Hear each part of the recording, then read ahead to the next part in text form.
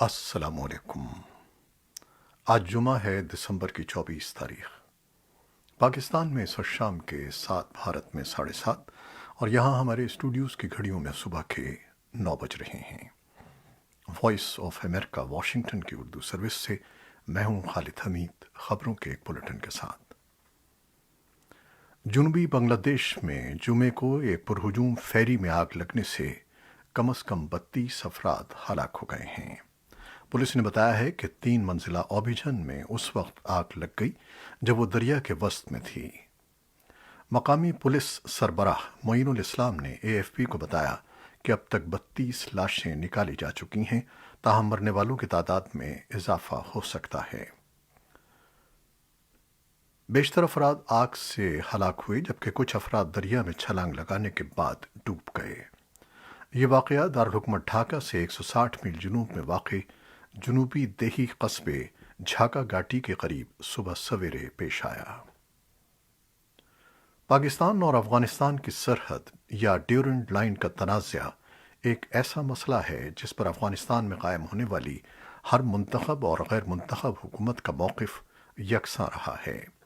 اگرچہ اس تنازع پر دونوں ممالک کے درمیان براہ راست کوئی مسلح تصادم تو نہیں ہوا، لیکن دہائیوں سے ایک سرد جنگ جاری ہے۔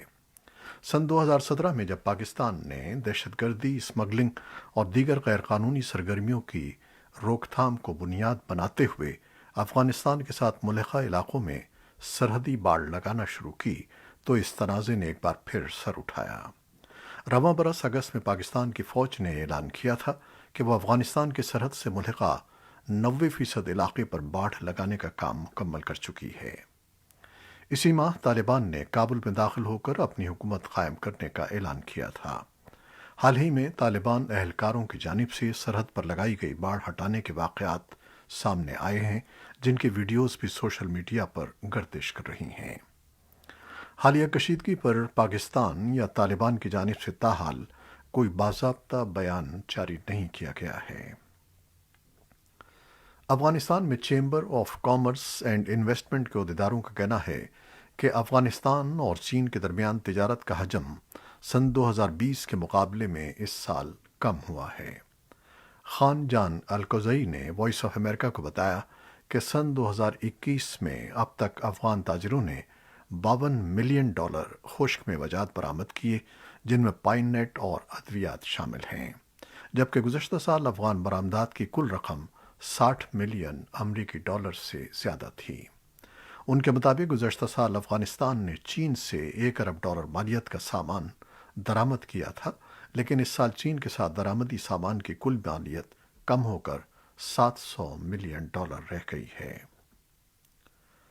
ازبکستان نے جمعے کے روز مزار شریف میں بڑی مقدار میں فلاحی امداد طالبان حکام کے حوالے کی ہے۔ ازبکستان کے صدر کے خصوصی نمائندے عصمت اللہ ارگاشیف نے آج صبح بلخ میں ایک تقریب میں یہ امداد طالبان کے نائب وزیر خارجہ شیر محمد عباس ستانکزئی کے حوالے کی۔ طالبان کی وزارت خارجہ کے بیان کے مطابق ارگاشیف نے کہا کہ وہ ریلوے کو تورخم تک توسیع دینے کے خواہاں ہیں، جس سے افغانستان کو ٹرانزٹ ہب میں تبدیل کیا جا سکتا ہے۔ ستانکزئی نے ریلوے پروجیکٹ سمیت تمام اقتصادی منصوبوں کی حمایت کا اظہار کرتے ہوئے ازبکستان کے عوام کی مدد اور دوستانہ موقف کا شکریہ ادا کیا۔ طالبان حکام کا کہنا ہے کہ قطر اور ترکی کی ایک مشترکہ تکنیکی ٹیم جمعرات کو کابل کے ہوائی اڈے اور 4 دیگر ہوائی اڈوں کا انتظام سنبھالنے سے متعلق بات چیت کے لیے کابل پہنچی۔ ذرائع کے مطابق ٹیم نے کابل ایئرپورٹ کو مشترکہ طور پر چلانے کے لیے ایک معاہدے پر دستخط کیے ہیں۔ اس مفاہمت نامے پر دستخط ترک وزیر خارجہ مولود چاوشوغلو کے دوحہ کے دورے کے دوران 7 دسمبر کو ترکی قطر ہائی اسٹریٹجی کمیٹی کے 7ویں اجلاس کے دوران کیے گئے تھے۔ خبر رساں ادارے اناتولو نے مزید کہا کہ ترکی اور قطر کی کمپنیوں کے درمیان مساوی شراکت داری کی بنیاد پر ہوائی اڈے کو باہمی تعاون سے چلانے کے لیے مفاہمت کی یادداشت پر دستخط کیے گئے ہیں۔ پاکستان کے صوبے خیبر پختونخوا کے مرکزی شہر پشاور کی ایک عدالت نے توہین رسالت کے ایک مبینہ ملزم کو سزائے موت کی سزا سنائی ہے اور جیل حکام کو اس فیصلے پر عمل درآمد کرنے کی ہدایت کی ہے۔ ملزم کو سماجی رابطے کی ویب سائٹ پر ویڈیو پیغام وائرل ہونے کے بعد 7 ستمبر کو پشاور کے انقلاب پولیس تھانے میں مقدمہ درج کر کے گرفتار کر لیا گیا تھا۔ بتایا جاتا ہے کہ ملزم آخر وقت تک نہ صرف اپنے موقف پر ڈٹا رہا بلکہ وہ اپنے دفاع میں وکیل پیش کرنے یا وکیل کی خدمات کے حصول سے بھی انکاری رہا۔ پاکستان میں توہین مذہب کا قانون پچھلی کئی دہائیوں سے زیر بحث چلا آ رہا ہے۔ روشن خیال سیاسی حلقوں سے تعلق رکھنے والے اس قانون کی نظر ثانی کے مطالبات، جبکہ مذہبی سیاسی حلقے اس قانون کا دفاع کر رہے ہیں۔ پاکستان میں گیس کی کمی کی وجہ جہاں ملک میں قدرتی گیس کے کم ہوتے ہوئے ذخائر کو قرار دیا جاتا ہے، وہیں اس بحران میں شدت کی وجہ یہ بھی بتائی جاتی ہے کہ قومی گرڈ میں ضرورت سے زائد موجود بجلی حاصل کرنے کے بجائے صنعت کار گیس کے ذریعے اپنی ضرورت کی بجلی خود تیار کرتے ہیں اور اس سے کارخانے چلاتے ہیں۔ صنعت کاروں کا کہنا ہے کہ ماضی میں بجلی کی کمی کے باعث حکومت کی جانب سے ترغیب دی گئی تھی کہ وہ اس مد میں سرمایہ کاری کریں، لیکن اب ضرورت کے مطابق گیس فراہم نہیں کی جا رہی ہے، جس سے ان کی سرمایہ کاری کو نقصان پہنچ رہا ہے، جبکہ ملک کی برآمدات متاثر ہونے کا الگ خدشہ ہے۔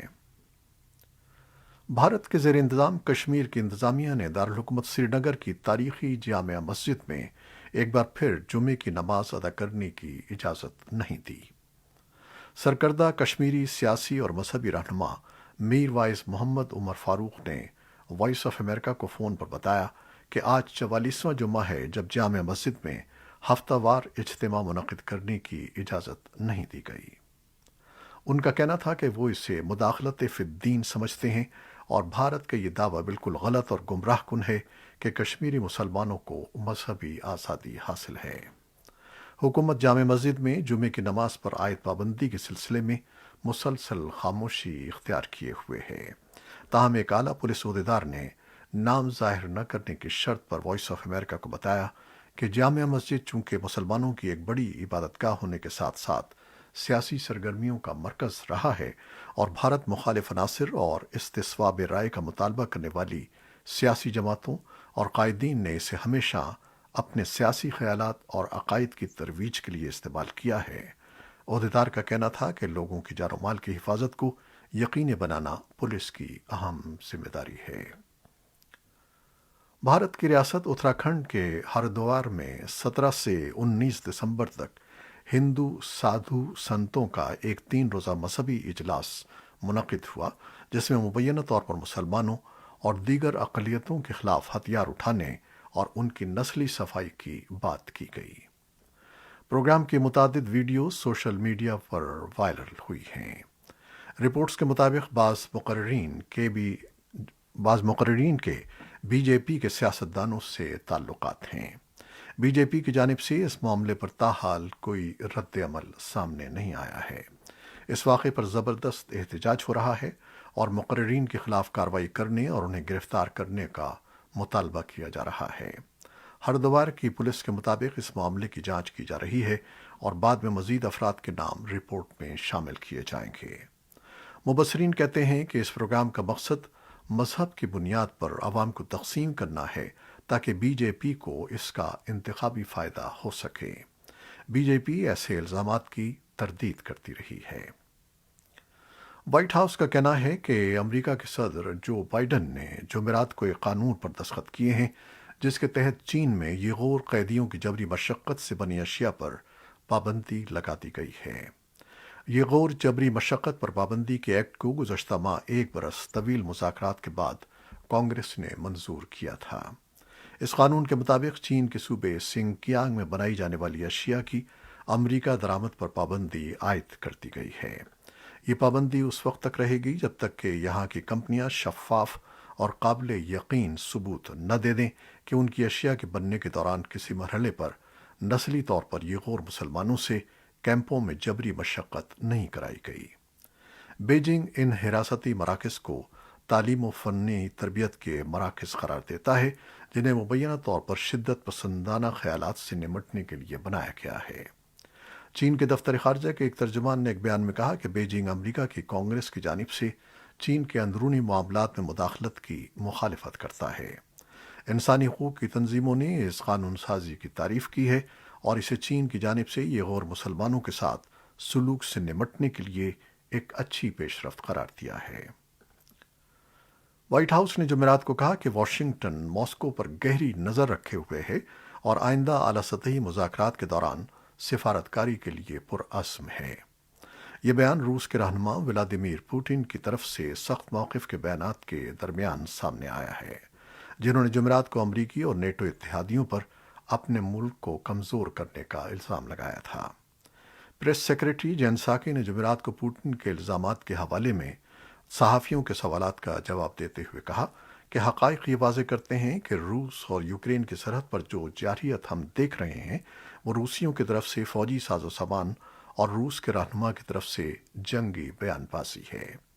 جنساکی نے کہا کہ امریکہ جنوری کے اوائل میں روسی حکومت کے ساتھ اعلیٰ سطحی مذاکرات کرے گا، لیکن انہوں نے مزید تفصیلات نہیں بتائیں کہ یہ مذاکرات کب ہوں گے۔ امریکہ کے سابق صدر ڈونلڈ ٹرمپ کی زیرو ٹالرنس سرحدی پالیسی کے تحت الگ کیے جانے والے بچوں اور ان کے والدین کو دوبارہ ملانے کے لیے بائیڈن انتظامیہ نے اپنے پہلے سال کے اختتام کے قریب نمایاں پیش رفت کی ہے۔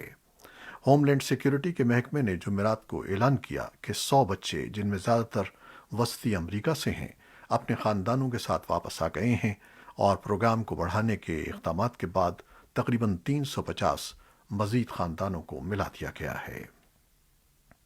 کرونا وائرس سے متعلق کچھ خبریں۔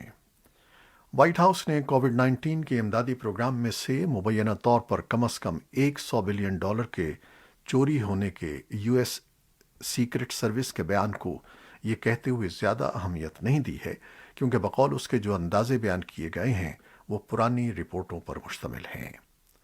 وائٹ ہاؤس کی پریس سیکریٹری جین ساکی نے جب سوال کیا گیا کہ وہ سیکرٹ سروس کی طرف سے دیے گئے اعداد و شمار پر تبصرہ کریں تو انہوں نے کہا کہ اس میں فراڈ سے متعلق کوئی نئی تحقیق یا ڈیٹا فراہم نہیں کیا گیا۔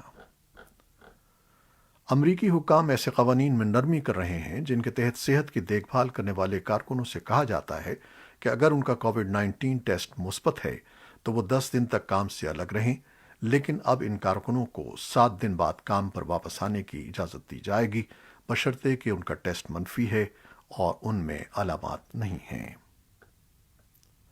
امریکہ کے شہر نیو یارک کے میئر بل ڈی بلازیو کی ایک پریس ریلیز کے مطابق 31 دسمبر کو ٹائمز اسکوائر میں نئے سال کی شام کے تقریب میں مکمل ویکسینیشن اور ماسک پہننے کی ضرورت ہوگی۔ یہ اجتماع بہت چھوٹا بھی ہوگا۔ 5 سال سے زیادہ عمر کے ہر فرد کو کسی بھی ویکسینیشن کی مکمل خوراک حاصل کرنے کا ثبوت دکھانا ہوگا۔ چین نے 13 ملین افراد کی آبادی والے شہر کو لاک ڈاؤن کر دیا ہے تاکہ کورونا وائرس کے انفیکشن میں اضافے کو روکا جا سکے۔ چین سرمائی اولمپکس کی میزبانی سے چند ہفتے قبل اپنی زیرو ٹالرنس پالیسی پر انتہائی سختی سے عمل پیرا ہے۔ شمال مشرقی شہر ژیان میں پابندیاں بدھ کی آدھی رات سے نافذ ہوئیں اور ان پابندیوں کو ہٹانے کے بارے میں کوئی بات نہیں کی گئی۔ پوپ فرانسس نے ویٹیکن کے کارڈینلز، بشپس اور بیوروکریٹس پر زور دیا ہے کہ وہ کرسمس کے موقع پر عاجزی اختیار کریں۔ فرانسس نے جمعرات کے روز کرسمس کے اپنے سالانہ خطاب میں ویٹیکن کے منتظمین کو جانتے بوجھتے ہوئے اخلاقی اور ذاتی ناکامیوں کا ذمہ دار ٹھہرایا۔ فرانسس نے خاص طور پر ان لوگوں کی مذمت کی جو کیتھولک چرچ کی روایات کے پیچھے سختی سے چھپ جاتے ہیں، بجائے اس کے کہ عاجزی کے ساتھ ضرورت مندوں کو تلاش کریں۔ پوپ نے ہال آف بلیسنگز میں اس اجتماع سے خطاب کیا۔ اس ہال کو کرسمس کے چمکتے درختوں اور پھولوں سے سجایا گیا تھا۔ بیتھلم کے روایتی شہر میں مسلسل دوسری مرتبہ کرسمس کی شام کو کورونا وائرس کے ساتھ منائی جا رہی ہے۔ لوگوں کے مختصر اجتماع اور سرد موسم نے یسوع مسیح کی روایتی جائے پیدائش میں تقریبات کو کم کر دیا ہے۔ اسرائیل نے تقریباً تمام پروازوں پر پابندی لگا رکھی ہے اور غیر ملکی زائرین کے لیے دوسرے سال بھی داخلہ مشکل ہے۔ پابندی کا مقصد کورونا کی نئی قسم اومیکرون کو پھیلنے سے روکنا ہے۔ مقامی حکام تقریبات کے سلسلے میں مقدس سرزمین کی مسیحی برادری پر ہی اعتماد کر رہے ہیں۔